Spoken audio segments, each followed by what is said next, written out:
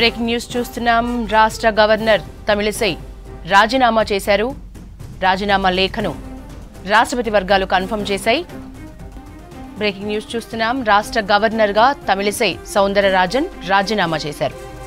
Parliament ఎన్నికల్లో పోటీ చేయనున్నట్లుగా తెలుస్తోంది. తమిళనాడులోని చెన్నై సెంట్రల్ నుంచి బీజేపీ ఎంపీగా పోటీ చేయనున్నారు తమిళిసై. ఈ మేరకు తమిళిసై రాజీనామా చేశారు. రాజీనామా లేఖను రాష్ట్రపతికి పంపించారు. రాష్ట్ర గవర్నర్గా తమిళిసై సౌందరరాజన్ రాజీనామా చేశారు. రాజీనామా లేఖను రాష్ట్రపతికి పంపించారు.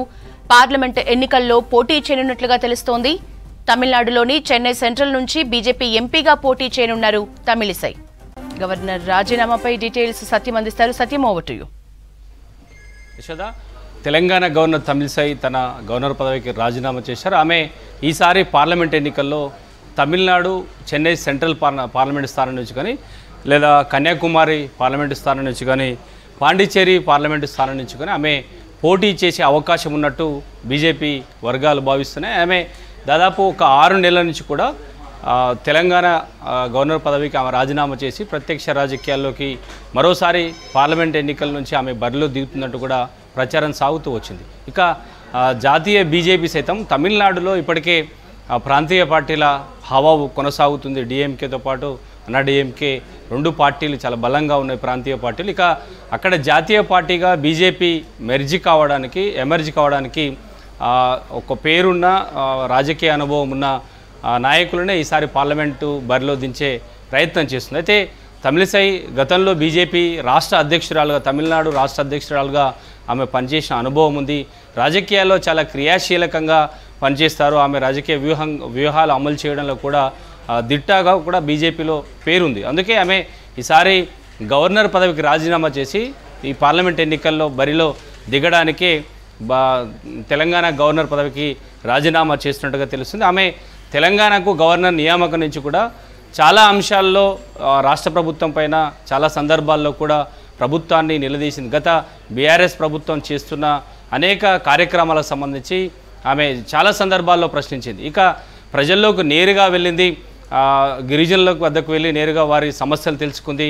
యూనివర్సిటీల విషయంలో కూడా కీలక నిర్ణయం తీసుకునే సందర్భంలో కూడా ప్రభుత్వాన్ని ప్రశ్నించింది. ఇక ఎమ్మెల్సీల నియామకంలో కూడా అర్హులైన వారిని నియామకం విషయంలో కూడా గత ప్రభుత్వం విషయంలో గవర్నర్ కోట ఎమ్మెల్సీల విషయంలో 2 సందర్భాల్లో కూడా అదే అంశాన్ని ఆమె ప్రశ్నిస్తూ ఎందుకు వీరికి అర్హతలు ఉన్నాయా అంటే అంశాన్ని కూడా రాజకీయ అంశాలపై చాలా సందర్భాల్లో ఆమె మాట్లాడింది. నేరుగా గత ప్రభుత్వం చేస్తున్న అనేక కార్యక్రమాలకు సంబంధించి బీఆర్ఎస్ ప్రభుత్వం అధికారంలో ఉన్నప్పుడు ఎక్కడెక్కడ ప్రజా వ్యతిరేక కార్యక్రమాలు చేస్తున్న అంశాన్ని నేరుగా తెలంగాణ ప్రజలకు చెప్పే ఒక ప్రయత్నం చేసింది.